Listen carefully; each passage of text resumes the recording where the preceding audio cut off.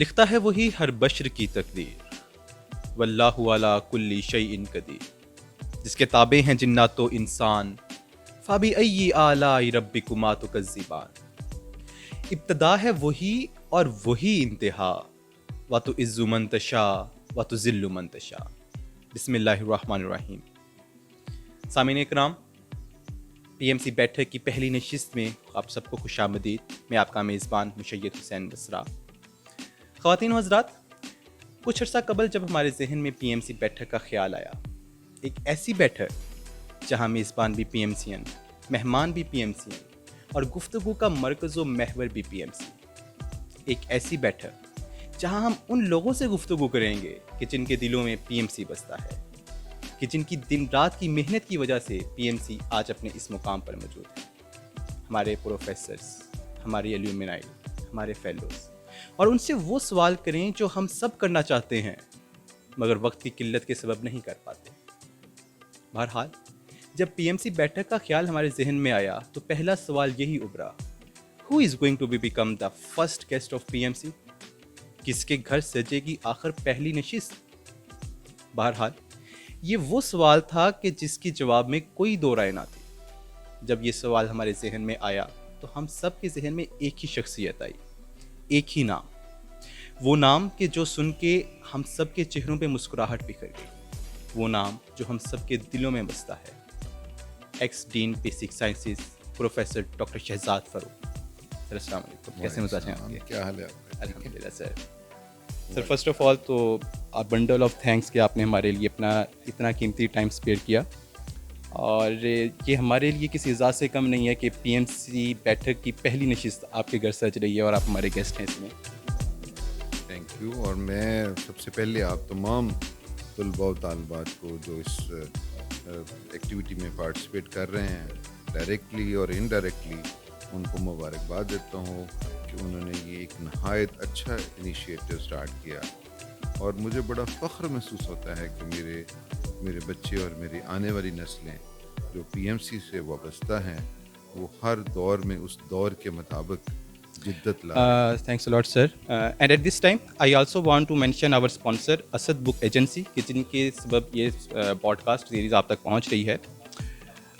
Sir, आज हमारे पास सवालों की एक भरमार है जो कि हम आपसे करने जा रहे हैं। आज तक आप हमारे वाइवास लेते थे, आज हमें मौका मिला है तो आज हम आपसे सारे क्वेश्चंस करेंगे। और पीएमसीएंस को आपके बचपन से बहुत लगाव है, वो आपके बचपन के मतलब बहुत कुछ जानना चाहते हैं। तो चलें फिर ढूंढ लेते हैं उसी बचपन को। तो सर, कहाँ से है आपकी स्कूलिंग, कहाँ गुजरा आपका बचपन? पहली बात तो ये है कि जिस तरह आपने बताया कि पीएमसी को और स्टूडेंट्स को मुझसे लगा हुआ है, उसी तरह मुझे भी इनसे लगा हुआ है। और मैं पहले भी मतलब ये बात कहता रहता हूँ कि पीएमसी के स्टूडेंट्स के साथ मेरा दिल धड़कता है। और ये बात मैं सिर्फ एक मुहावरतन या एक बच्चों को जस्ट एक लाइन के पीछे लगाने के लिए नहीं करता, ये मेरे दिल की आवाज़ है। और हमेशा जब से मैंने पीएमसी में एज ए कैरियर टीचर मैंने अपनी सर्विस का आगाज़ किया है, तो डे वन से मेरी जो थी ना, कह लें कि मेरा रुख था, वो यही था कि मैं इन बच्चों के लिए हूँ और ये बच्चे मेरे। तो जहाँ तक मेरे बचपन की याद की आपने बात की, अगर ये आज से चंद साल पहले सवाल पूछते तो मैं कहता कि जी 55 से बचपन का सफ़र, लेकिन अब तो खैर ये इट्स नियर 60 अल्हम्दुलिल्लाह। तो अगर बचपन की बात किसी से भी पूछे तो डेफिनेटली उसके चेहरे पे मुस्कुराहट आती है और हमें भी बचपन याद आता है। और वो बड़ा एक बेज़रर सा और एक ऐसा ज़माना था कि जिस वक्त कोई फ़िक्र नहीं होती थी, ना पढ़ने की फ़िक्र होती थी और ना कुछ करने की फ़िक्र होती थी। बस यही होता था कि खेल कूद करें, तमाशा करें, हल्ला गुल्ला करें, और जो फिर एकेडमिक्स का जो एक सर्कल होता था उसको हम चला रहे थे। और that was purely parent guided, कि जैसे पेरेंट्स बताते थे कि बेटा ये करना है, ये पढ़ना है। तो सर, आपने एक एकेडमिक्स की बात की, तो बचपन में जैसे हमने अभी सर शहजाद को देखा है, बहुत स्टडी के से रिलेटेड बहुत ज़्यादा वो इमोशनल हैं और डिसिप्लिन से रिलेटेड भी। तो क्या बचपन में भी सर शहज़ाद फ़रूक इतने ही ज़्यादा मोटिवेटेड थे स्टडी को लेके, या फिर हमारी तरह एक शरारती और हर वक़्त हल्ला-गुल्ला करने वाले स्टूडेंट थे? अ, अगर आप ये मुझे बता दें कि आप किस बचपन की बात कर रहे हैं, कि सर ये प्री स्कूल लाइफ़ की। मैट्रिकुलेशन के स्कूल लाइफ। तो जहाँ जहाँ तक बात है ना कि जो भी आपको उम्र रसीदा भी मिलेंगे ना, तो उनके अंदर भी बच्चा होता है। और जब हम बच्चे होते हैं तो फिर इसमें कोई शक नहीं कि हम बच्चे हैं। बच्चा कहलाता ही तब है जब उसमें चंद पैरामीटर्स पे पूरा उतरेगा। तो तब सारे बच्चों की तरह हम भी शरारती थे, और जो हल्ला गुल्ला होता था जैसे उस दौर के मुताबिक, जैसे अब अगर मैं अपने बच्चों को देखता हूँ तो वो जो है वो मोबाइल पे, प्ले स्टेशन पे और इन एक्टिविटीज़ में होते हैं। हम ज़्यादा बाहर खेलने को तरजीह देते थे, और जो है दोस्तों के साथ गपशप लगाने को और देर तक बाहर ठहरने को, जिस पे ज़ाहिर है हमारी सरजनश होती थी, क्योंकि पेरेंट्स तो हर दौर के और हर वक्त के पेरेंट्स ऐसे होते हैं जो अपने बच्चे को बेहतरीन और एक बिल्कुल सर। मिसाली बच्चा चाहते हैं, लेकिन ऐसा होता नहीं। सर कोई शरारत आपको बचपन की जो आज तक याद हो स्कूल लाइफ़ की? शरारतें तो काफ़ी सारी हैं, लेकिन एक शरारत जिसने मुझे बाद में बहुत सोचने पे मजबूर किया, और मुझे उस पे पनिशमेंट भी मिली। और मेरे फादर जो थे, अल्लाह उनकी मग़फ़िरत करे, वो भी वो एजुकेशन से वाबस्ता थे। He was a professor at GC Faisalabad. उस वक्त बिल्कुल जीसी का सर। एक बड़ा नाम होता था। लेटर ऑन वो यहाँ के प्रिंसिपल के तौर पे रिटायर हुए थे। तो उन दिनों भाई के पास मोटरसाइकिल होता था, तो वो पंजाब मेडिकल कॉलेज में ही पढ़ते थे। सर यानी तो आपका पंजाब संडे मेडिकल को कॉलेज छुट्टी से आपकी होती थी। फैमिली का बहुत गहरा ताल्लुक है। हाँ जी, बिल्कुल। इसमें मेरे 2 भाई पढ़े हैं, मेरी भाभी पढ़ी है, फिर उसके बाद मेरी फैमिली के कुछ और मेंबर्स भी पढ़े हैं, और हमारी अगली जनरेशन ने भी, अगर मैं आप आगे न आने वाले बातों में बताऊँगा, मेरी अगली जनरेशन ने भी इसमें पढ़ा है। तो मेरी इससे यानी कि कई सिलसिले जात इसके साथ वाबस्ता हैं। तो मैं वो मोटरसाइकिल, सुबह उस दिन छुट्टी थी, मैं लेके निकल गया, और उसके बाद मैं चलाता रहा मोटरसाइकिल। तो 12-1 बजे के करीब मैंने सोचा कि मुझे घर जाना चाहिए, बहुत देर हो गई है। फिर मैंने सोचा कि नहीं, जब 3-4 घंटे गुजरते हैं तो फिर घर वाले ज़्यादा डांटते हैं। तो फिर मैंने और देर गुजारी, तो 2 बज गए। तो मैंने सोचा अब जो है ना, डांट से ज़्यादा उनका रुझान जो होगा वो फ़िक्र की तरफ होगा, और वो मेरे लिए सदका वगैरह सोच रहे होंगे कि या अल्लाह खैर से घर आ जाए। तो इस तरह मैं ज़रा और लेट हो गया। पहले आमतौर पे ऐसा ही होता था कि जब ज़्यादा देर के लिए घर से रहें तो घर वाले जो है ना, वो फिर डांट डपट से निकल के वो दुआ करना शुरू हो जाते। लेकिन उस दिन में और पहले दिनों में कुछ फ़र्क था, जो मुझे बाद में पता चला। उस दिन जब मैं घर पहुंचा तो मेरे फादर मेरा इंतज़ार कर रहे थे और बाहर ही फिर रहे थे। मेरे फादर ने कभी नहीं मुझे मारा था, और जो है मदर भी डांट डपट ही करती थी। तो उस दिन मैंने देखा कि फादर बहुत सख्त गुस्से में थे। उन्होंने मुझे सख्त सरजनश की और बल्कि पिटाई भी की। मुझे आज तक याद है, पहली दफ़ा पिटाई फादर से हुई थी। तो इतनी, और मैं बहुत उसके ऊपर डिस्टर्ब हुआ कि ये क्यों ऐसा हुआ, कि क्यों इन्होंने मुझे इस तरह किया। वे आज तक कभी नहीं मारा, तो आज इन्होंने मुझे पिटाई की है। फिर उसके बाद मैं अल्लाह का शुक्र है कि अल्लाह ने सही डायरेक्शन पे रखना था। मैंने सोचा और मुझे समझ आती गई, फिर मुझे बातें खुलती गई। बाद में जो मदर ने मुझे बताया कि वो बहुत परेशान थे कि कहीं आपका एक्सीडेंट ना हो गया हो, कहीं आपके साथ कोई मिसहैप ना हो गया हो, जो इतनी देर अगर आपने मोटरसाइकिल से, उससे पहले भी मैं कभी कभी मोटरसाइकिल लेकर निकल जाता था, लेकिन 10-15 मिनट के लिए गया और वो वापस आ जाना, उन्होंने हल्की सी सरजनश करनी। लेकिन उस दिन टाइम इतना हो गया था कि उनके ज़हन में था खुदा न खास्ता कोई मिसहैप ना हो गया। फिर जब मैंने उनकी जगह, अल्लाह का शुक्र है कि अल्लाह ने सही सोच दी, मैंने उनकी जगह पे रख के सोचा, तो मैंने फिर वाकई इस बात को रियलाइज़ किया। फिर मैंने फादर से माफ़ी मांगी, एक्सक्यूज़ किया, और उन्होंने गले से लगाया, और वो प्यार मुझे आज भी याद है उनका। अभी भी आंखों में आंसू आ जाते हैं जब मैं उनका वो प्यार याद करता हूँ, जिस लाड के साथ उन्होंने मुझे उस वक्त चूमा और मतलब अपने गले से लगाया और किया। बल्कि वो प्यार मैंने देखा ज़िंदगी में माँ के प्यार से बढ़ के सर उस वक्त बिल्कुल। का प्यार था। लेकिन उसने फिर मुझे रास्ता दिखा दिया कि भाई मुझे कौन से काम करने वालिदैन हैं, के कौन से तो डाँट में भी प्यार ही पिन्हा होता है और वो हमारी ही बेहतरी के लिए होता है। और वो खुद अपने दिल के ऊपर बेशक। पत्थर रख के डाँट रहे होते हैं और बाद में हमारे से ज़्यादा फ़िक्रमंद वो होते हैं। सर आपने अभी खेल-कूद का भी ज़िक्र किया, तो स्कूल लेवल में आप को करिकुलर एक्टिविटीज़ और स्पोर्ट्स इन सब में शिरकत करते थे और कौन-सी को करिकुलर एक्टिविटीज़ को तरजीह देते थे? कोई बहुत ज़्यादा नहीं, बस खेल जैसे एक बच्चे गली में मतलब गली तो नहीं, ग्राउंड था हमारे घर के आगे काफ़ी बड़ा सारा। और जो है ना वो जैसे होते हैं ना 2 लेन्स होते हैं, उनके बीच में काफ़ी बड़ा सा वो हाफीपुर कॉलोनी में हम रहते थे। तो वहाँ पे हम लोग सारे जो थे कॉलोनी के रहने वाले, हम सारे क्रिकेट खेलते थे, कभी हम फुटबॉल खेलते थे, कभी कोई बैडमिंटन खेल ली। इसी तरह की जो गेम्स उस दौर में खेली जाती हैं, वो हमने गेम्स खेलते थे, लेकिन नॉट कि भी इतने प्रोफेशनल नहीं थे उन गेम्स में, या उसमें इस तरह नहीं थे कि कॉलेज लेवल पे, स्कूल लेवल्स पे कोई रिप्रेजेंटेशन होती, बस for the sake of enjoyment और सर हम वो उस गेम्स खेलते वक़्त के दोस्तों से भी आपका राब्ता होता है? थे। ओ नो, ओ यस, उनके साथ तो अभी भी एक एसोसिएशन होती है। उनमें मेरा एक दोस्त दुनिया से चला गया और बड़ी यंग एज में ही चला गया था वो। He was a textile engineer, लेकिन हमने एफएससी तक इकट्ठे रहे मैट्रिक तक।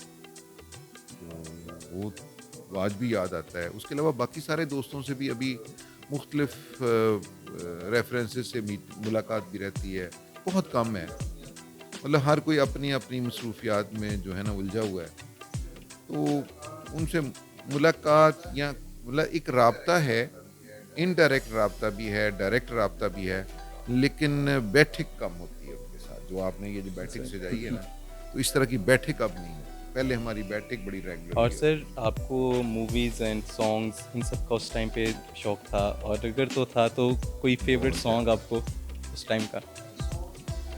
अच्छा, सॉन्ग्स हम जो है ना याद नहीं रखते थे। तो वैसे मैं अपने लिए जो मेरी एक अपने लिए एक राय है कि अगर कोई शेर हो ना, तो या तो वो मुझे याद नहीं होता, अगर याद रह जाए तो वो शेर नहीं रहता। तो इस तरह ना, मतलब मैं कभी हाँ इंजॉय ज़रूर करता हूँ, मैं अच्छी शायरी को भी इंजॉय करता हूँ, और अच्छे जो है ना सॉन्ग्स को भी मैंने बहुत इंजॉय किया। मूवीज़ बहुत देखी हमने, और इस तरह देखी कि भी मुझे उनके नाम भी नहीं याद होते हैं, ना हमने कभी याद रखने की कोशिश की। लेकिन पिछले दिनों ना मुझे एक मैं आपको दिलचस्प वाक़या सुना दूँ। मुझे एक किसी दोस्त का, जो मेरा मैट्रिक में शायद दोस्त था, उसका फ़ोन आया। कहता कि मुझे पहचाना? मैंने कहा नहीं। कहता मेरा नाम याकूब है और मैं इधर आजकल फ़लाँ जगह पे बड़ी अच्छी पोस्ट पे लगा हुआ है, don't want to mention the name शायद उस। तो कहता आपको याद है कि हमने फ़िल्म देखी थी और चोरी-चोरी देखी थी, और उस फ़िल्म का नाम भी चोरी-चोरी था। तो ये इस तरह वो फ़िल्म का नाम मुझे याद रह गया। फ़िल्में हमने देखी इस तरह, बल्कि एक दफ़ा ऐसे भी हुआ कि मैं उन दिनों ना, अभी अब तो अकेडमीज़ बनी है ना जैसे केप्स वगैरह, उस वक्त इंडिविजुअल ट्यूशन का एक सिस्टम स्टार्ट हुआ था। तो मैं एक हमारे प्रोफेसर साहब थे, बहुत ही अच्छे नफीस आदमी, उनकी इंग्लिश बहुत अच्छी थी, तो उनसे मैं पढ़ने के लिए जो है ना इंग्लिश जाता था। तो एक दिन वहाँ पे मेरा दिल किया, दोस्तों के साथ प्रोग्राम बना कि हम फ़िल्म देखते हैं। तो हमने फ़िल्म देखी, एंजॉय किया। द नेक्स्ट डे, बल्कि सॉरी मैं बात को आगे ले गया, बल्कि हुआ ये कि उस दिन मैंने फ़िल्म देखने जाना था। तो अब चूंकि वो प्रोफेसर साहब फादर के भी उनके साथ लिंक्स थे, तो मैंने कहा घर तक बात पहुंच जानी है, तो मैं पहले उनके पास गया। मैंने कहा सर, मैं आज मुझे घर में कुछ गेस्ट आए हुए हैं, तो मैंने आज नहीं आना, तो मैं जो है ना मैं इसीलिए आपको बताने आया। तो मैं निकलने लगा, तो एक वहाँ पे स्टूडेंट पढ़ रहे थे, कहता सर ये फ़िल्म देखने जा रहा है। तो मैंने मुड़ के उसको देखा, बड़े गुस्से से घूरा। तो अगले दिन जब मैंने उससे मुलाकात हुई, तो वो कहता कि हम भी तो यही कुछ करते हैं। वो मुझसे 1 साल सीनियर था।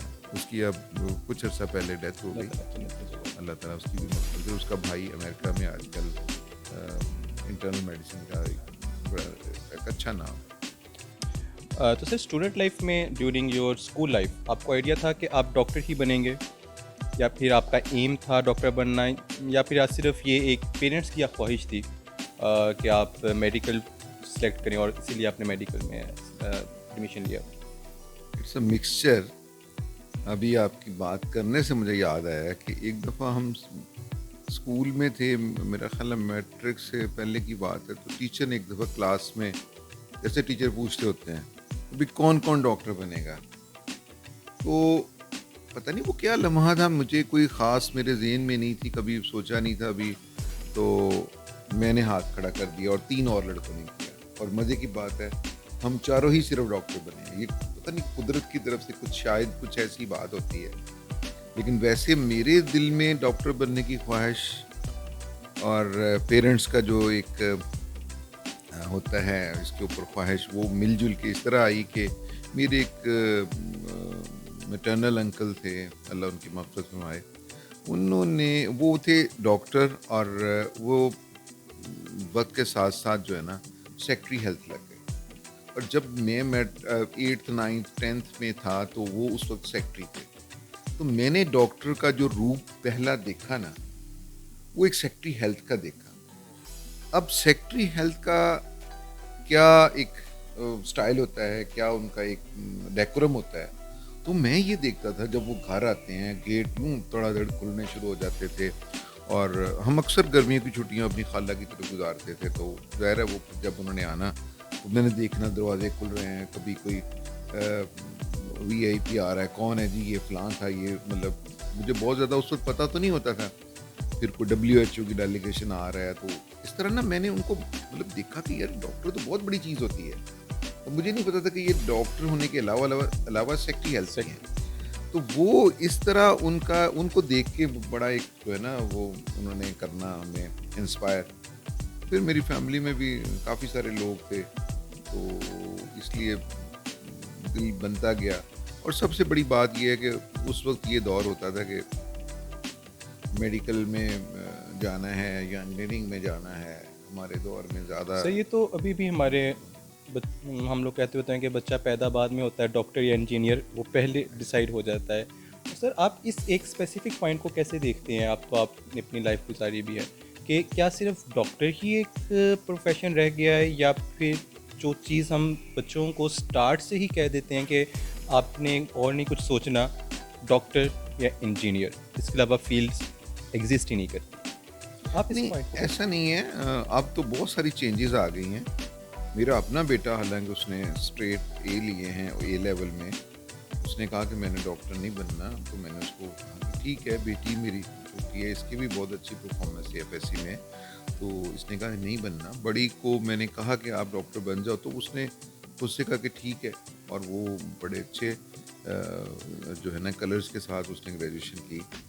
तो ये असल में ना अभी भी मैं अगर मेरी एक ज़ाती राय पूछे ना, एट दिस एज मैं स्टिल इस प्रोफेशन को बेस्ट समझूंगा। मतलब मैं नहीं समझता कि अब तो, बल्कि इसमें इतनी जहतें आ गई हैं, इतनी ज़्यादा इसके अंदर सब स्पेशलिटीज़ आ गई हैं। और फिर इस प्रोफेशन की सबसे बड़ी खूबसूरती ये है कि इसमें सैचुरेशन कभी नहीं होनी, भले आपको लगती हो। इसमें सैचुरेशन नहीं हो, नए से नए डिपार्टमेंट, नई से नई चीज़ें डेवलप हो रही है। मतलब मैं देखूं तो नेफ्रोलॉजी में बड़ा यंग सा लड़का जो है वो HOD है, फिर जावेद वो जो है बिलाल, फिर ऐसे ही अगर हम देखें तो जावेद न्यूरोलॉजी उसने इस्टेब्लिश की है, बड़ा यंग है। और बहुत सारे जो है, उस्मान है जो है पल्मोनोलॉजी में, और बहुत सारे जो मुझे इस वक्त याद नहीं आ रहे, तो वो सारे इतने यंग हैं, उन्होंने नए फील्ड्स इस्टेब्लिश बिल्कुल सर। तो इसलिए मेरा नहीं ख्याल कि कभी इसमें सैचुरेशन होगी। इसमें तो आगे से आगे नए फील्ड आते जा रहे हैं, और वो पहले सिर्फ सुनने की हद तक था। मैं आपको बताऊं, मेरे सर्वाइकल जो है ना पेन होती थी, तो जो है ना MRI करवाने के लिए मुझे लाहौर जाना पड़ा, टाइम लेना पड़ा, फिर न्यूरोसर्जन थे, उनसे टाइम लेना पड़ा। अब ये सारी चीज़ें आपके वॉक इन पे जो है वो अवेलेबल हैं। तो sir during your medical college आप कैसे स्टूडेंट थे, बैक बेंचर या फ्रंट बेंचर? ये तो मैंने आपको क्लास में भी कई दफ़ा बताया और इसका मतलब आप क्लास में आते नहीं थे। तो अगर आप क्लास में आते तो मैं तो अक्सर कहा करता था कि मैं जो है ना बैक बेंचर को जो है पसंद भी करता हूँ क्योंकि मैं खुद भी बैक बेंचर होता था।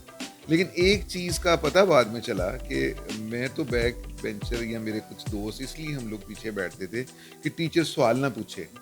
लेकिन टीचर सवाल हम ही से पूछता था। अब ये बात नहीं समझ आती थी कि भाई हम तो इतने टीचर से फासले पे बैठे हैं।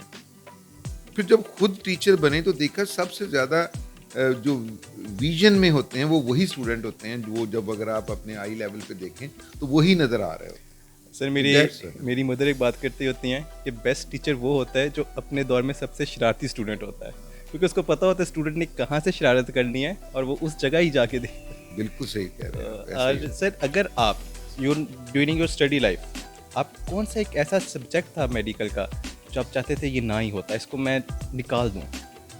वो तो सारे ही थे। सर योर फेवरेट तो सब्जेक्ट? फेवरेट उस वक्त जो था ना, देखें जब फर्स्ट ईयर में थे तो सिर्फ हमें एनाटॉमी, फिजियोलॉजी और बायोकेमिस्ट्री बुरी लगती थी। सेकंड ईयर में भी यही तीनों बुरे लगते थे। तो जब हम थर्ड ईयर में आए तो हमें फार्माकोलॉजी, फोरेंसिक और एक और उसमें होता था सब्जेक्ट हमारे, वो बुरा लगता था। फोर्थ ईयर में कम्युनिटी मेडिसिन बुरी लगनी शुरू हो गई, पैथोलॉजी बुरी लगनी शुरू हो गई और इसी तरह फाइनल ईयर में बाकी सब्जेक्ट। तो ये तो होता है। सर क्लासेस बंक किया करते थे? हाँ? देखिए वो स्टूडेंट ही नहीं जो क्लास बंक ना करे। देखिए मैंने आपको बताया ना कि मैं भी एक नॉर्मल स्टूडेंट था। वो बड़े फ्यू स्टूडेंट्स होते हैं, तब भी मेरा दिल होता था कि मैं ऐसा स्टूडेंट बनूं कि जो बंक ना करने वाला हो। लेकिन जब दोस्त बाहर बुला रहा हो और फिर कैफ़े, उस वक्त हमारे यहाँ पे ना कैफ़े बाद में बना था तो यहाँ पे एक छोटा सा ढाबा सा होता था, तो वहाँ पे वो टिक्की नान और इस तरह की कुछ और अट्रैक्शंस होती थी।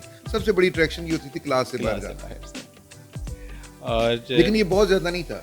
ये मतलब ज़रा मजाक तो मैंने ज़्यादा कह दिया, लेकिन मेरा ख्याल है इससे अवॉइड करना चाहिए और कम करते थे। और सर करते थे। ड्यूरिंग योर मेडिकल एजुकेशन कोई किसी टीचर से आपको कोई डांट पड़ी हो जो आपको आज तक याद है? हाँ, लकीली मेरे भी टीचर बड़े अच्छे मोहब्बत वाले होते थे और मेडिकल से पहले मुझे एफएससी में एक टीचर याद है जिन्होंने मुझे बड़ी अच्छी डायरेक्शन दी। एफएससी में अगर आपने भी पढ़ी होगी एफएससी, तो उसमें एक फिजिक्स के अंदर वेक्टर और स्केलर का पहला चैप्टर होता बिल्कुल है। सर। मैं एफएससी में जीसी फैसलाबाद में, तब ये केप्सियाँ, ये जो पंजाब कॉलेज ये नहीं होते थे, तो ये बहुत बड़ी बात होती थी कि जो हाई मेरिट जो था वो जीसी होता था। तो मेरा वहाँ पे एडमिशन हो गया, तो मैं पहले दिन क्लास में गया तो टीचर ने वेक्टर पढ़ाया, प्रोफेसर बशीर साहब होते थे। तो नेक्स्ट डे आते ही उन्होंने, मेरा रोल नंबर 4 होता था, आते ही मुझसे पूछा, नहीं बल्कि कहा कि वेयर इज़ रोल नंबर 4। मैं खड़ा हो गया, उन्होंने कहा जी डिफाइन वेक्टर। मैंने चुप कर गया, नहीं पढ़ा हुआ था। उन्होंने बिठा दिया। नेक्स्ट डे वो फिर जब क्लास में आए तो आते ही उन्होंने, मैंने कहा आप कौन सा मुझसे पूछे, कल पूछ लिया उन्होंने। तो आते ही फिर उन्होंने कहा वेयर इज़ रोल नंबर 4। तो मैंने फिर उनको वही जवाब दिया जो एक दिन पहले दिया था, मस्ती मजाक तो हम थे। तो उन्होंने कुछ नहीं कर कहा, बिठा दिया। थर्ड डे मैंने कहा अब तो एक तो कुछ सवाल ही और पूछेंगे, दूसरा जाहिर है मतलब अब मेरा तो नाम आएगा ही नहीं ना। तो इत्तेफाक की बात देखें या प्लानिंग की बात देखें, थर्ड डे पे भी उन्होंने कहा जी वेयर इज़ रोल नंबर 4। तो मैं जो है वो खड़ा हो गया, उन्होंने पूछा तो मैंने जो है हस्बे मकबूल मैंने जवाब नहीं दिया। सॉरी, रोल नंबर मेरा 4 नहीं 7 था, तो 7 पूछते थे। हमारी क्लास में इस तरह होता था 1 4 7 इस तरह हमारे वो थे क्लास। मेरा रोल नंबर 7 था। तो अगले दिन मैंने कहा अच्छा अब पढ़ के जाना है। मैंने आके फिर पढ़ा और सारा तैयारी शैयारी की। तो अभी मैं पढ़ ही रहा था तो मेरे फादर घर आते हैं, तो कहते हैं क्या बात है, तुम्हें वेक्टर मुश्किल लगते हैं? तो मैंने कहा नहीं जी, वो ऐसी तो कोई बात नहीं। कहते ये तुम्हारे टीचर कह रहे हैं पिछले 3 दिन से मैं इससे डेफिनेशन पूछ रहा हूँ तो अभी तक नहीं इसने बताई। बस वो एक टर्निंग पॉइंट था। वो फादर के दोस्त थे, क्योंकि फादर उसी कॉलेज में प्रिंसिपल थे, तो उस लिहाज से उन्होंने फिर मुझे फादर ने समझाया। तो मैंने कहा नहीं, मैं तो आज देखें खुद ही पढ़ रहा हूँ। उस चीज़ ने मुझे जो है ना वो राइट डायरेक्शन रखने पे, ज़िंदगी में मेरे बहुत सारे ऐसे मामलात हुए हैं जिन्होंने मुझे राइट डायरेक्शन पे रखा। फिर एक हमारे बहुत लविंग टीचर होते थे मेडिकल कॉलेज में, वो प्रोफेसर मंसूब साहब, एनाटॉमी के प्रोफेसर होते थे। सब्जेक्ट तो खैर मुझे नहीं इतना मतलब मज़े का लगता था, लेकिन ज़रा पढ़ना था। तो मुझे इतना याद है, प्रोफेशनल वाइवा था वो, ही वाज अ लविंग पर्सन। उन्होंने मुझसे क्वेश्चन पूछा, वो सिफारिश को अगर मानते तो इस तरह मानते कि उसी लेवल के हर बच्चे को उस लेवल पे ले जाते थे। ये चीज़ मैंने उनसे सीखी। उन्होंने मुझसे कोई क्वेश्चन पूछा, मुझे अब क्वेश्चन तो नहीं याद, कोई बात पूछी होगी, मैंने कहा कि मैं चुप करके सोच में पड़ गया। अच्छा, उनके पास ना एक वो लंबी सी वो एक वो होती थी, वो स्टिक सी थी, उन्होंने बड़े प्यार से मेरे ना हल्की सी जैसे ना यूं इस शोल्डर पे हिलाई उन्होंने। तो जब उन्होंने हिलाई तो मैंने आंसर कर दिया। उसके बाद फिर उन्होंने अगला सवाल पूछा, फिर मैं चुप। फिर उन्होंने मेरे लगाया, फिर मुझे इत्तेफाकन याद आ गई बात, मैंने बता दी। कहते लगता है ये तुम्हारे मुस्तकिल लगा देनी चाहिए। तो उनका एक सेंस ऑफ ह्यूमर मुझे बड़ा इंस्पायर किया, और वो हमेशा बड़े लविंग टीचर होते थे। ऐसी कुछ छोटी छोटी बातें याद हैं। सर जैसे मैंने आपको पहले भी बताया कि हमने आ जाने से पहले एक सर्कुलेट किया था पोस्ट के, जिसको जो भी क्वेश्चंस करने हों वो सर से पूछ लें। तो उस पर एक क्वेश्चन बहुत ज़्यादा रिपीट हुआ है कि who was your first crush in university? ये तो कोई ऐसा क्वेश्चन नहीं है यार। देखिए, हमारे दौर में ना ओपन मेरिट नहीं होता था। हमारे दौर में 31 गर्ल स्टूडेंट्स होती थी और बाकी सारे बॉयज़ होते थे। तो 31 पे था। और सर बाकी अब प्रोफेशनल लाइफ पे आते हैं। तो वैसे ये मैंने मजाक में बात कही थी। सर अभी आप उसको चेंज भी करेंगे। तो सर प्रोफेशनल लाइफ पे आते हैं कि ऐसा क्या सीक्रेट है, क्योंकि अगर हम बात करें डॉक्टर्स की तो शुरू से ही सुना है कि डॉक्टर्स के पास टाइम कम होता है, और फिर उस टाइम को अपनी होम लाइफ भी, उसके बाद अपने फ्रेंड्स के साथ भी, और प्रोफेशन को भी, इस सब को कैसे मैनेज किया जा सकता है? और आप जैसे आपको देखते थे तो एक परफेक्ट एग्जांपल हमारे सामने नज़र आ रही होती है। तो किस ऐसे रूल को फॉलो करें कि हम तमाम की तमाम चीज़ों को मैनेज कर सकें? इसमें तो बड़ा इजी है, आप टाइम मैनेजमेंट के ऊपर कंसंट्रेट करें। यानी कि हमें हर काम को उसके वक्त के मुताबिक करें, और फिर हम एक लायबिलिटी को पेंडिंग कर देते हैं ना, तो वो क्यूमुलेटिव होकर ज़्यादा हो जाती है। जैसे अगर आपको याद हो, क्लास में मैं कहा करता था कि डेली जाके आप 1 घंटा पढ़ लेंगे ना, तो आपको प्रॉब्लम नहीं होएगी। तो उसी तरह लाइफ में भी है, आप हर बात को देखें। आपके पेरेंट्स हैं, आपकी फ्रेंड्स हैं, आपकी एकेडमिक्स है, और आपका जो है कैरियर है, या आपके कुछ हॉबीज़ हैं, तो इनको आप टाइम दे दें। अगर किसी को एक चीज़ को एक दिन कम दिया तो दूसरे दिन उसको ज़्यादा दे दें। तो ये टाइम मैनेजमेंट तो आनी चाहिए हर डॉक्टर को। और सर आजकल ये रुझान बहुत ज़्यादा हो गया है कि हम लोग एमबीबीएस में बाद में आते हैं, लेकिन एमबीबीएस करने के बाद बाहर जाने की प्लानिंग ज़्यादा कर रहे होते हैं, प्लेब, यूएसएमएलई, एंड इवन कहते हैं कि बस पाकिस्तान से निकल जाएं, जहाँ पे भी जाते हैं चले जाएं। तो आप इस चीज़ को कैसे देखते हैं कि पाकिस्तान में मेडिसिन का स्कोप कम हो रहा है, और इवन हम तो बहुत सी ऐसी बातें भी सुनते हैं कि पाकिस्तान में अब कोई फ्यूचर नहीं है? तो आफ्टर मेडिकल पाकिस्तान में रहना या फिर अब्रॉड जाना, आप इनमें किस चीज़ को फेवर करते हैं? देखिए, कोई भी चीज़ मुकम्मल तौर पे रद्द नहीं की जा सकती। दोनों के अपने प्लस पॉइंट्स हैं, दोनों के अपने माइनस पॉइंट्स हैं। ये आपकी प्रायोरिटीज़ हैं कि आपने किस तरह के लाइफस्टाइल में जाना है और किन चीज़ों को आपने सेक्रीफाई करना है। अगर आप बाहर के लिए प्लानिंग करते हैं तो आपको बहुत सारी चीज़ें सेक्रीफाई करनी पड़ेंगी। आपको अपने पेरेंट्स, अपनी फैमिली लाइफ। अगर आप पाकिस्तान रहते हैं तब भी।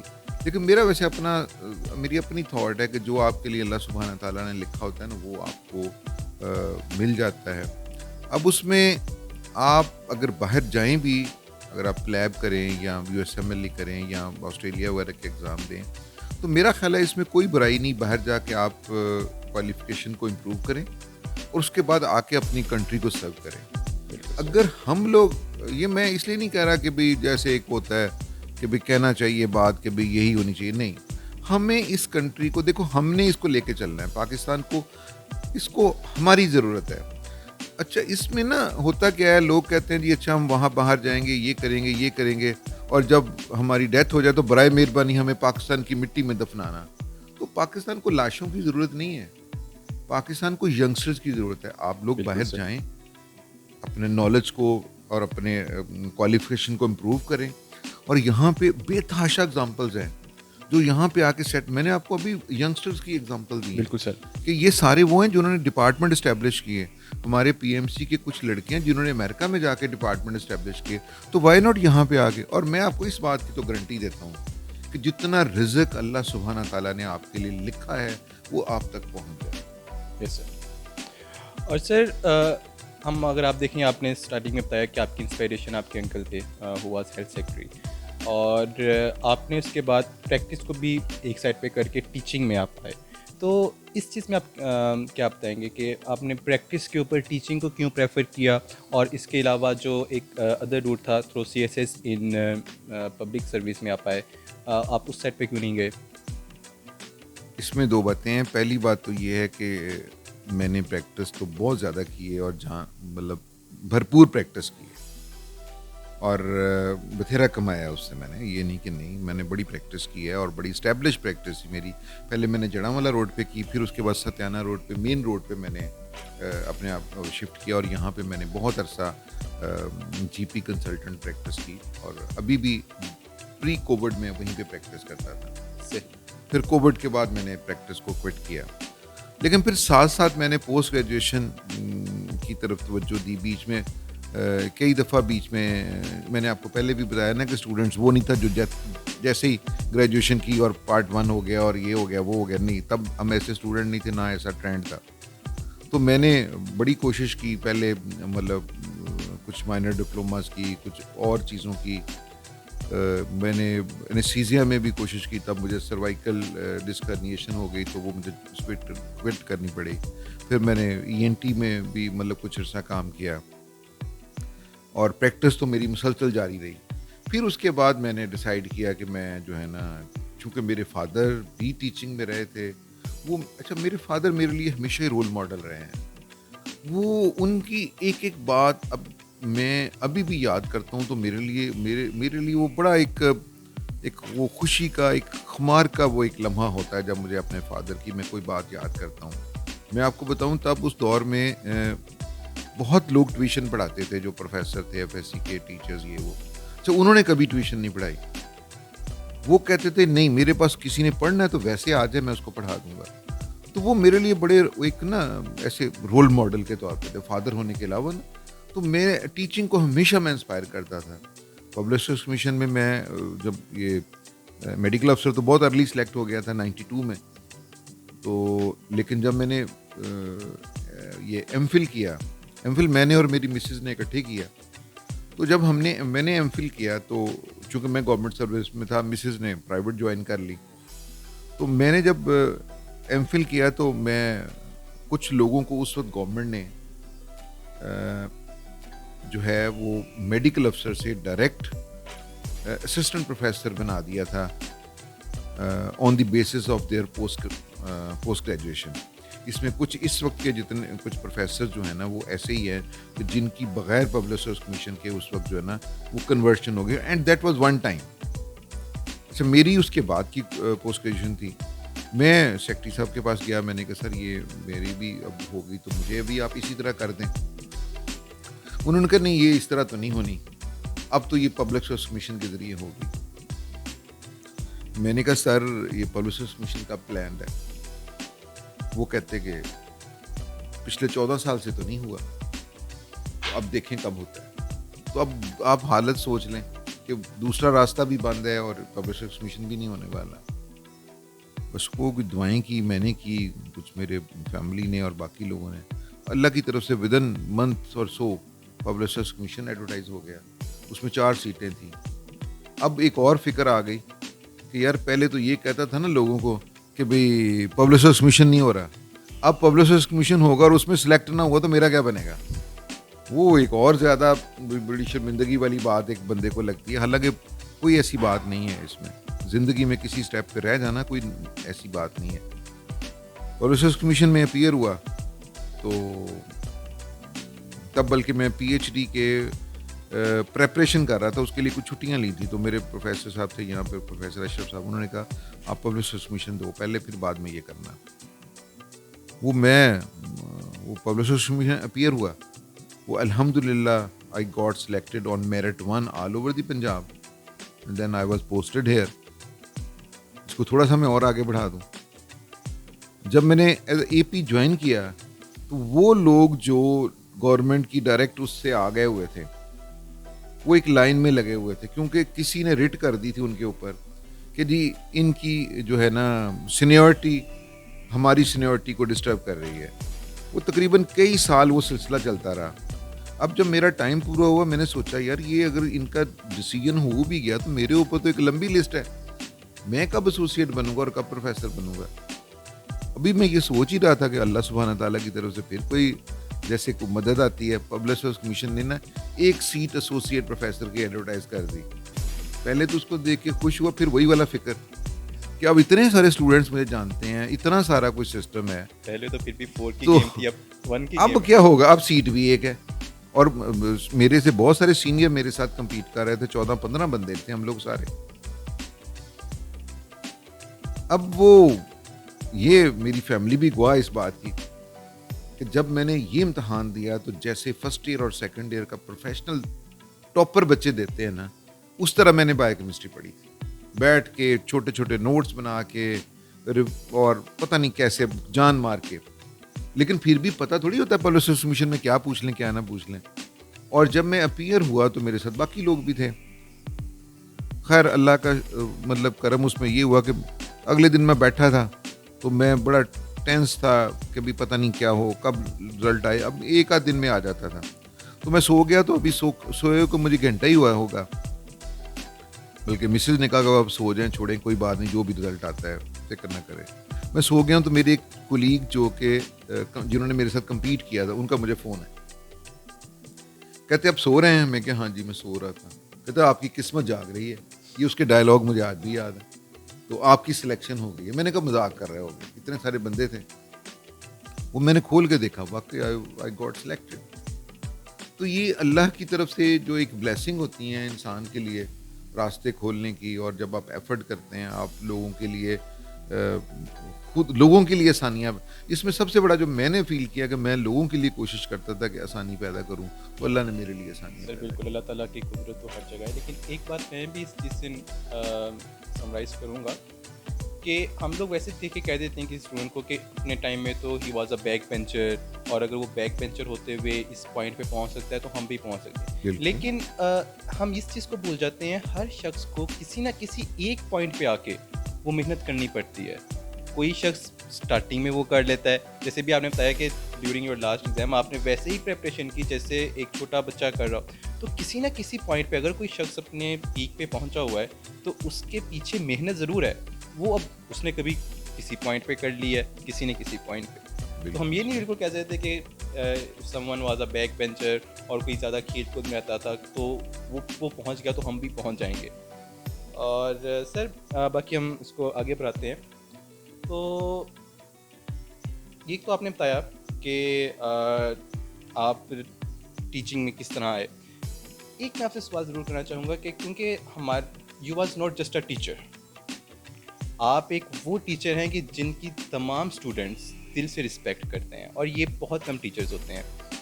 ऑल्दो सब टीचर्स की रिस्पेक्ट की जाती है, लेकिन एक प्यार, एक मोहब्बत जो आपसे स्टूडेंट्स की है, जो लगाव आपसे है, हालांकि आप डांटते भी थे, आपका एक खौफ भी होता था, हम सब के दिलों में भी होता था। कि मुझे आज भी याद है कि हम लोग कोविड टाइम में मास्क बैग में रखते होते थे कि सर शहजाद फ़ारूक ने आना है और उन्होंने आके मास्क देख लेने हैं। और एक मतलब मैं 3 दिन लगातार मास्क लेके आ रहा था, और 4th डे मैं मिस हुआ और उस दिन आपका लेक्चर आया। तो यानी आप डांटते भी थे, लेकिन उस डांट में भी एक प्यार पिन्हा होता था। तो आप इस चीज़ को एलेबरेट करें कि एक बेस्ट टीचर, उसमें कौन सी ऐसी क्वालिटी होनी चाहिए कि वो अपनी फील्ड में बेस्ट बन जाए। अच्छा, इसमें मेरी जो राय है ना, बेस्ट टीचर बनता नहीं, बस अल्लाह की तरफ से ये इंसान के लिए होता है। ये उसके अपने अंदर ये चीज़ें देखें, मैं आपको बताता हूँ, मैं अपने अंदर वो एक मुस्कुराहट आपके लिए एक वेलफेयर, मतलब एक अच्छा कह लें कि वो नहीं बन सकता जब तक ये मेरे अंदर ना चीज़ें हों। अगर मेरे अंदर आपके साथ भलाई करना है, मेरे अंदर आपके साथ मोहब्बत करना है, मेरे अंदर ये चीज़ें अगर हैं मौजूद तो मैं करूँगा। जो मस्नूईपन है वो थोड़ी देर चलेगा। अगर आप ऐसे अगर देखेंगे ना, मसनूईपन मैं ज़्यादा देर नहीं कर सकता। तो ये मेरा जो है ना, मेरा दिल हमेशा ही बच्चों के साथ होता है। मुझे बच्चे जो है ना, मेडिकल स्टूडेंट्स हमेशा वो अच्छे लगते हैं, मुझे उनसे एक प्यार है। और पीएमसी के तो ख़ैर बच्चों के साथ वैसे ही ज़रा, चूँकि मेरा अल्मा मैटर है तो मुझे हर वक्त ही इनके साथ तो एक रहता है। तो मैं जब डाँटता भी था ना, तो मतलब अगर आपको जैसे अभी आपने ज़िक्र किया कि भी वो मास्क का, तो मेरा दिल होता था कि मैं मेरे बच्चे स्टूडेंट मास्क पहने, क्योंकि आप इतने करीब होते थे कि एक दूसरे को ये जो है ना ट्रांसमिशन बहुत आसान होती थी। और आपको पता है हॉस्टल में भी ये चीज़ होती थी। फिर मुझे एक बड़ा एक वाक़या हुआ था कि मुझे ना, मैं डेमोन्स्ट्रेटर था, शायद प्रोफेसर सईद साहब यहाँ पे होते थे बायोकेमिस्ट्री के, वो शायद कहीं बाहर गए हुए थे, आउट ऑफ कंट्री। तो यहाँ पे ना कुछ बच्चों की लड़ाई हुई, उन्होंने ना, सीनियर ने आके सेकंड ईयर या फर्स्ट ईयर के बच्चे को लेक्चर थिएटर से निकाल के तो मारा था। कुछ ऐसा एक वाक़या हुआ था। तो मैं बहुत उसके ऊपर कुड़ा था। और जो टीचर वहाँ मौजूद थे, मैंने उनको सिर्फ़ एक ही बात कही थी। मैंने कहा, अगर आपका अपना बेटा उसको कोई ऐसे मार रहा होता, बच्चों ने, उन्होंने कहा ना टीचर ने कि जी हम उन बच्चों के आगे, एक हजूम के आगे कैसे खड़े हो सकते थे। मैंने कहा, अगर तुम्हारे अपने बेटे को कोई ऐसे मार रहा होता तो तुम क्या करते? सारों ने जो ना नज़रें झुका ली। और वो जो सही साहब इस तरह मेरे साथ ऐसी बात में एक दफ़ा बैठे बात हुई, तो मैंने कहा, सर इस तरह का वाक़या हुआ तो मैंने ये बात की। कहते बिल्कुल सही है। फिर उन्होंने अपना वाक़या सुनाया कि जब हमारे कॉलेज में वो एक अनफॉर्चुनेट वाक़ये हुए थे, तो कह रहे मैं अंदर चला गया था, अंदर तक, क्योंकि वो सारे मेरे अपने बच्चे हैं। तो जब मैं दिल से आपको अपना बेटा मानूँगा या अपनी बेटी मानूँगा, तो फिर ही ये चीज़ें डेवलप हो सकती हैं। अदरवाइज़ ये इसके लिए कोई ऐसी चीज़ नहीं है। सर अब एक ज़रा सीक्रेट क्वेश्चन भी, कि जो नोटिस बोर्ड पे रोल नंबर डिस्प्ले हुआ करते थे, उनमें से किसी के फादर कभी आए भी थे? बड़ा अच्छा सवाल आपने किया। उसमें कुछ पेरेंट्स तो आते थे, और जिनके पेरेंट्स नहीं आते थे तो उनका फादर, स्पिरिचुअल फादर तो मैं खुद भी था। बिल्कुल सर। और मेरा मकसद उसमें इस्लाह होता था। और वो तकरीबन 99% स्टूडेंट्स खुद मेरे पास आके एक्सक्यूज़ कर लेते थे। एक्सक्यूज़ क्या करना होता था, मतलब उनको सिर्फ मैंने एहसास दिलाना होता था कि ये चीज़ इसमें ये मुज़म्मरात है उनके लिए। बल्कि जब वो मेरे पास आते थे तो अक्सर मेरे साथ बड़े खुशगवार मूड में बच्चे मैं बिठाता था, अगर बैठने की जगह होती थी या अगर खड़े होने की भी होती थी। तो इस लिहाज से चूँकि मैं भी उनका स्पेशल फादर हूँ, तो इसलिए मुझे समझ लें कि 100% फादर आते थे। और सर हार्पर से इतना लगाव क्यों? हार्पर ही क्यों? हार्पर ही क्यों? अच्छा, उसकी वजह ये है कि मेरे जो इस फील्ड के अंदर जिनको मैंने देखा है ना, और जिनको देख के मैंने इस फील्ड को चुना या इस फील्ड में इतना आगे गया, या जिन लोगों ने मुझे गाइड किया, अगर वन वर्ड कहें तो रोल मॉडल, वो लोग भी हार्पर को ही पसंद करते थे। और जब मैंने बहुत सारी और बुक्स पढ़ी, या तो बाकी बुक्स बहुत लेंथी थी, या बहुत शॉर्ट थी, या उनमें बड़ी कन्फ्यूजन थी।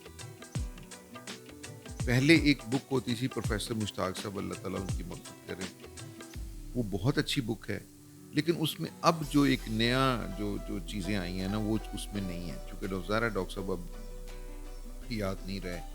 तो इस लिहाज से उसमें अब कुछ डेफिशिएंसीज आ गई। उसके अलावा कुछ और बुक्स भी ऐसी आई जो दिखने को शॉर्ट लगती हैं, बच्चों को आसान लगती हैं, लेकिन हार्पर का मेरा अपना ख़्याल है कि अगर पढ़ाने वाला टीचर हो, वो एक दफ़ा आपको गाइड कर दे, तो इससे आसान बुक कोई नहीं है। बज़ाहिर मुश्किल लगती है, बिल्कुल सर। लेकिन अगर आपको टीचर पढ़ाने वाला मिल जाए, तो मुझे टीचर्स ऐसे मिले थे, यानी कि जब मैं पोस्ट ग्रेजुएशन कर रहा था, या जब यहाँ मैं एज अ फैकल्टी मेंबर काम कर रहा था, और तब से मैंने देखा कि वो बच्चों को हार्पर पढ़ा रहे हैं, और मैंने खुद भी हार्पर को एक बहुत अच्छी बुक पाया। बाकी अगर आप कोई अच्छी बुक सजेस्ट कर देंगे तो वो फिर मैं उसको ज़रूर रिकमेंड नहीं करूँगा। सर, मुझे तो खुद हार्ट पर की एक बात बहुत ज़्यादा पसंद थी कि अगर आपने लेक्चर्स अच्छे से लिए हों तो ये समुंदर को कुज़े में बस समा देती है। बिल्कुल सही। और बुक्स का जहाँ से ताल्लुक की बात छिड़ गई, तो एक अनाउंसमेंट भी थी जो हमारे स्पॉन्सर की तरफ से थी, असद बुक एजेंसी की, कि वो स्टूडेंट जो कि बुक्स अफोर्ड नहीं करते उनके लिए अनाउंसमेंट है कि वो अपनी पुरानी बुक्स के बदले न्यू बुक्स लेके जा सकते हैं, वो मेडिकल की हों या फिर कोई नॉवेल्स या कोई भी बुक्स हों। तो ये बहुत अच्छी बात है, आई अप्रिशिएट। और इस तरह के जो लोग होते हैं, सदका जारिया जो ये है, और इसमें देखें जितने लोगों से उन बच्चों की ट्रीटमेंट होनी है, उन बच्चों ने जितने पेशेंट्स की ट्रीटमेंट करनी है, वो जो पढ़ाने वाले हैं, जो किताबें देने वाले हैं, जो उनकी हेल्प करने वाले हैं, उनको हमेशा जो है ना दुनिया से जाने के बाद भी स्वाद मिलता है। बिल्कुल सर। सर, अब कुछ पर्सनल क्वेश्चंस हैं कि आपकी फेसबुक पर जो बर्थडे विशेज़ आती हैं वो ऑटो जनरेटेड होती हैं या फिर आप खुद करते हैं? ये आप लोगों की मोहब्बत है, स्टूडेंट्स का प्यार है, कुलीग्स का प्यार है, और बस यही है। मैं तो बहुत ज़्यादा, मुझे तो उसको आता भी नहीं। अच्छा सर, अब मिथ एंड रियलिटी का एक सेगमेंट होगा, आपसे मैं क्वेश्चन करूंगा, आप उसमें रेज करेंगे कि ये मिथ थी या फैक्ट था। मुस्तफ़ा भाई प्रॉक्सीज लगाया करते थे स्टूडेंट की।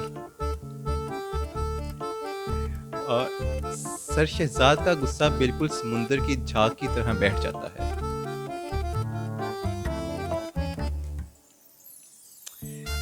सर ने कभी भी इंटरनल असेसमेंट की बेसिस पर वाइवा के नंबर्स नहीं लगाए। ये तो इसके उल्ट होता था ना। सर ने मास्क की बेसिस पर कभी नहीं डांटा। तो ये तो फिर मिथ ही हुई। सर, आपके होते हुए मुस्तफा भाई एक्टिंग एचओडी थे। सर अपनी स्लाइड्स को लेकर बहुत पॉजेसिव है। नहीं, ये मिथ। जिसको essential versus non essential amino acids आते हों वो एमबीबीएस क्लियर कर जाता है। ये भी मिथ। एमबीबीएस क्लियर करे ना करे, वाइवा जरूर क्लियर कर जाता है। और सर, अभी आपके लिए एक रिडल भी है। मेरे पास स्क्रीन पे एक वर्ड है, वो किसी पर्सनैलिटी का नेम भी हो सकता है, वो कोई चीज़ भी हो सकती है, और वो कोई एनिमल, कोई खाने की चीज़, कुछ भी हो सकता है। आपने मेरे से क्वेश्चंस करने उसके मतलब, मैं आपको कुछ हिंट्स दूंगा और आपके क्वेश्चन का आंसर करूंगा और आपने गेस करना है वो क्या चीज़ है। और अब आप क्वेश्चन करें उसके मतलब। पहले तो बताने की चीज़ है, शख्स है, क्या है? चीज़ है। चीज़ है। पीएमसी के बायोकेमिस्ट्री लेक्चर थिएटर से एसोसिएटेड। वहाँ से भी एसोसिएटेड है, बल्कि हर जगह से एसोसिएटेड है।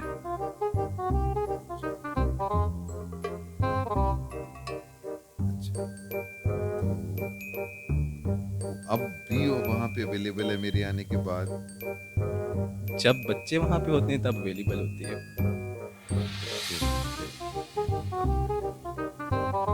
अभी इस रूम में भी अवेलेबल है। हैं? अभी इस रूम में भी अवेलेबल है। माइक? नहीं, वो ऐसी चीज़ है जो जहाँ पे हम लोग होते हैं मोस्टली वहाँ पे अवेलेबल हो जाती है। मोबाइल? मर्दों के पास ज़्यादा होती है लेकिन कुछ औरतों के पास भी होती है। मर्दों के पास ज़्यादा? आपके पास भी है, मेरे पास भी है। समझ गया हूँ। मर्दों में मैं भी आ जाता हूँ। तो कुछ लोग गुरूर बहुत करते हैं। हैं? कुछ लोग गुरूर बहुत करते हैं उस पे।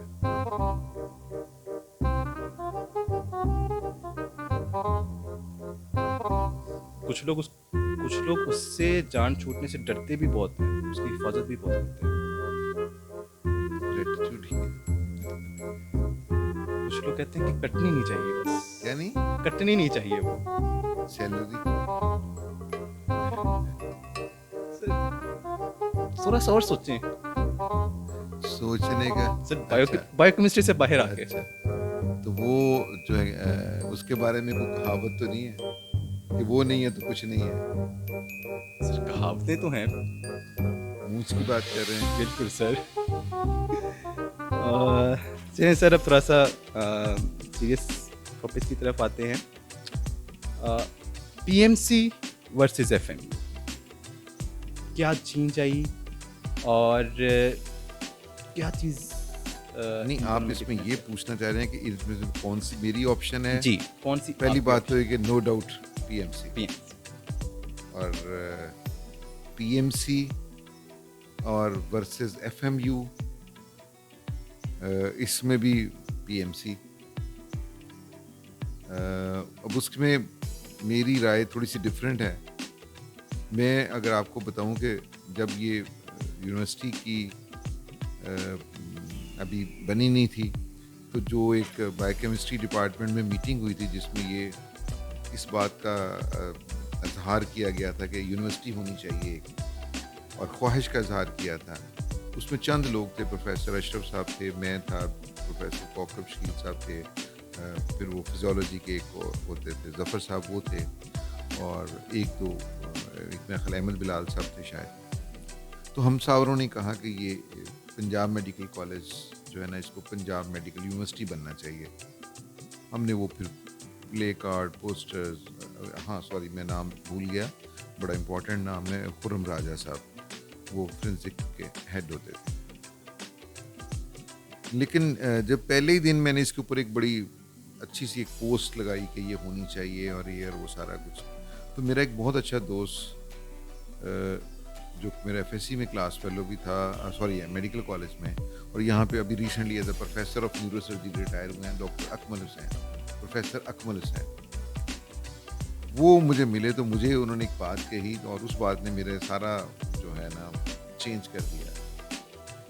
वो कहते कि हम सारे गवर्नमेंट कॉलेज धोबी घाट में पढ़े हुए थे, वो कह रहे थे वो कॉलेज जो है वो यूनिवर्सिटी बन गया है, जीसी कॉलेज, जीसी यूनिवर्सिटी बन गया है। वो कहते क्या आपको वो बेहतर लग गया है, ये ट्रांसफॉर्मेशन अच्छी लगी? मैंने कहा नहीं। तो कहते यहाँ पे भी यही होगा। और उसके बाद फिर मैंने कभी भी उसके ऊपर पोस्ट नहीं लगाई, लेकिन बहरा एक तसलसल है एक चीज़ों की जो है ना चेंज। कुछ लोगों को मेरी राय से खिलाफ भी होगा। फिर उसके बाद वक्त के साथ साथ ये यूनिवर्सिटी बन गई। तो जब ये यूनिवर्सिटी बन गई तो फिर definitely we own it, because इसने जो है पंजाब मेडिकल कॉलेज से जन्म लिया। बिल्कुल सर। लेकिन पंजाब मेडिकल कॉलेज को इग्नोर करके एफएमयू का कोई वजूद नहीं। जो सारी टोटल एक हिस्ट्री है वो सारी की सारी पंजाब मेडिकल कॉलेज की है। तो ये जो इसकी रेस्टोरेशन हुई इसलिए कि भाई गवर्नमेंट ने जो पीएमडीसी की रूलिंग है कि कोई भी यूनिवर्सिटी जो है ना मेडिकल यूनिवर्सिटी वो विदाउट कॉन्स्टिट्यूएंट मेडिकल कॉलेज नहीं हो सकती। गवर्नमेंट की ये ज़रूरत थी, फिर हमारे वाइस चांसलर साहब ने भी इसमें एफर्ट की, तो ये जो है ना यूनिवर्सिटी के साथ एक कॉन्स्टिट्यूएंट मेडिकल कॉलेज के तौर पे आ गया। तो डेफिनेटली अब हम जो है इसको भूलेंगे तो नहीं पंजाब मेडिकल कॉलेज। बिल्कुल सर, आपका लेकिन और आपका तो एक लगाव भी इस यूनिवर्सिटी के लिए हम जो है ना ज़रूर उसकी आगे ले जाने की एफर्ट करेंगे। बिल्कुल। और उसके लिए इंशाल्लाह ताला आप स्टूडेंट्स को भी चाहिए और हम भी करेंगे। बिल्कुल। और सर आपका जो इसके अंदर एक लगाव है, आप स्टूडेंट भी यहीं के, फिर इतना अरसा यहाँ को सर्विस करना, तो अब यहाँ से जाने के बाद अगरचे अभी भी हमारे दिलों में आप यहीं पे हैं, तो कोई एक मखसूस याद जो बहुत सताती हो? देखिए PMC मैं आपको बताऊं, ये कोई मोबाइल के बगैर बात कर रहा हूँ मैं। मुझे पीएमसी की हर चीज़ से जो है ना एक लगावट है, एक प्यार है, एक उनसियत है।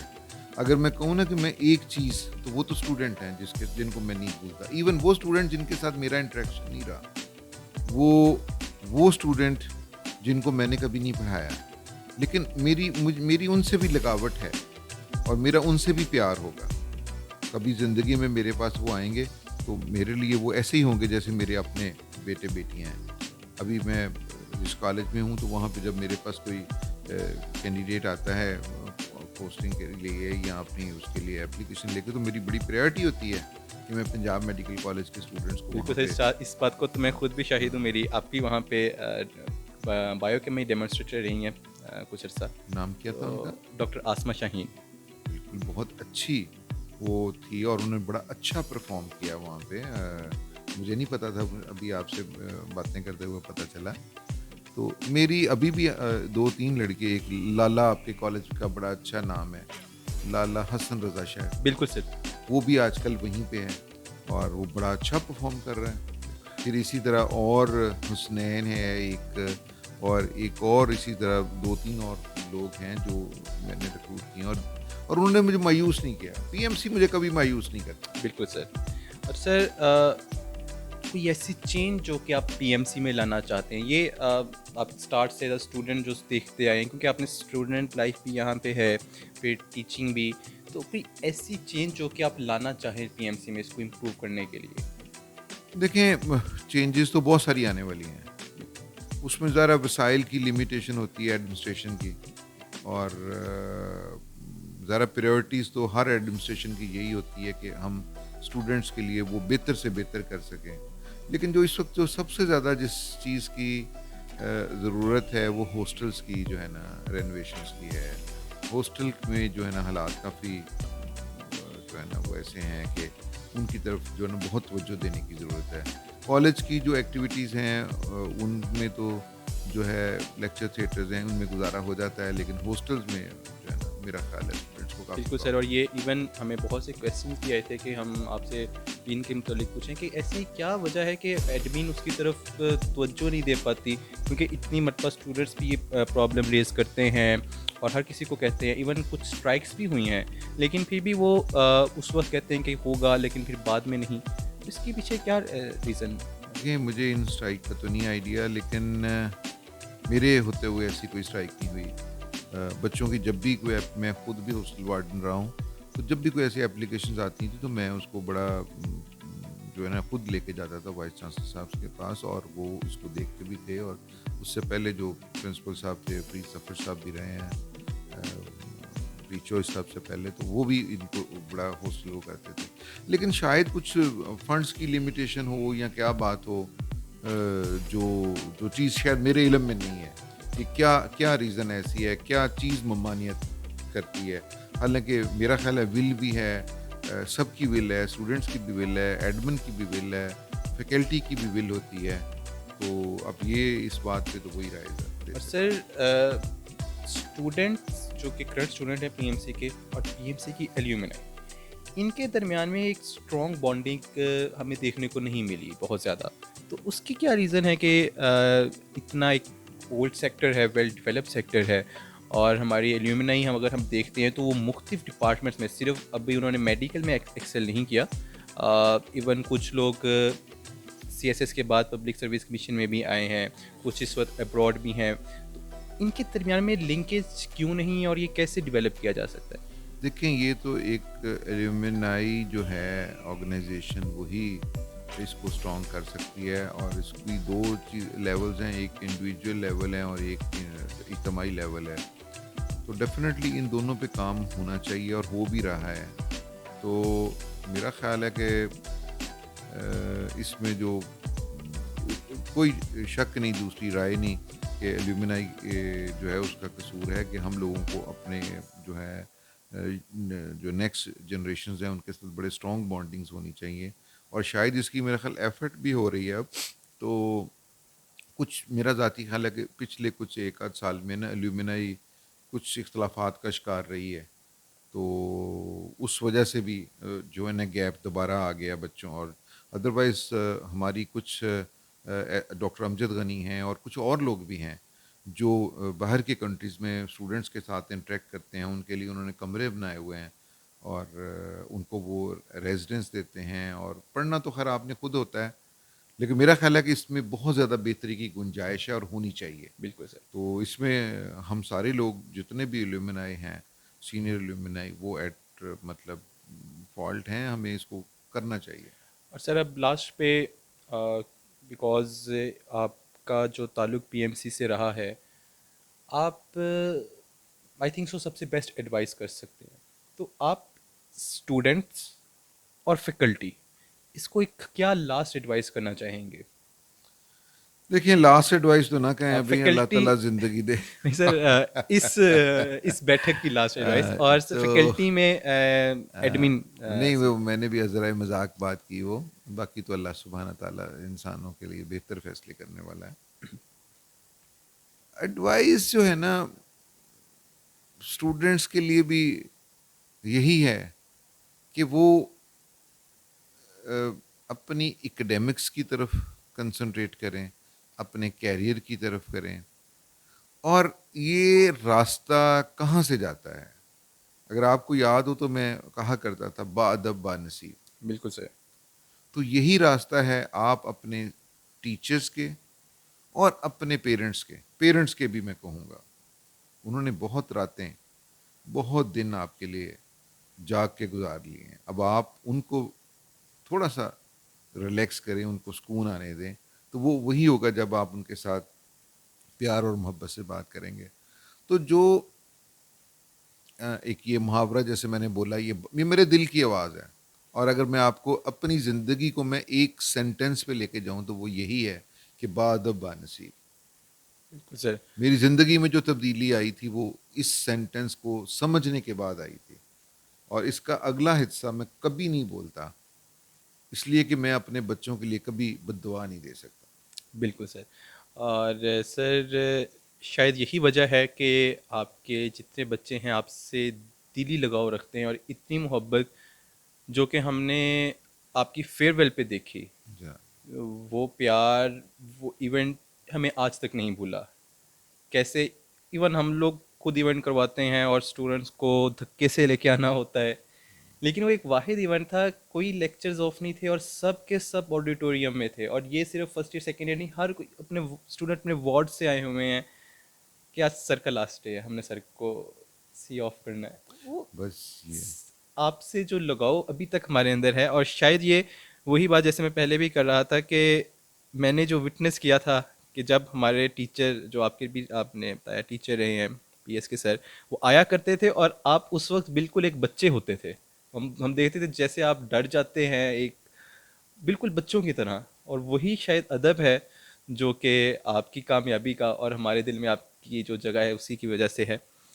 अच्छा सर, ये स्टूडेंट्स के लिए एडवाइस तो होगी, एडमिन के लिए एडवाइस। मुश्किल सवाल एंड पे ले आए आप हैं। देखिए, मेरा ख्याल है कि एडमिन जो है वो खुद अपने लिए बेहतरीन जो है चीज़ें सजेस्ट कर सकती है, और वो कर भी रहे होंगे डेफिनेटली। क्योंकि आजकल मैं कुछ कुछ पिछले अरसे से डायरेक्टली वाबस्ता नहीं हूँ, तो मेरा ख्याल है कि कुछ ना कुछ पॉजिटिव चेंजेस आ रही होंगी। मैं उनसे आगाह नहीं हूँ, चूँकि मैं इस तरह नहीं हुआ। तो कभी कभार को बच्चे ही मुलाकात के लिए आ जाते हैं।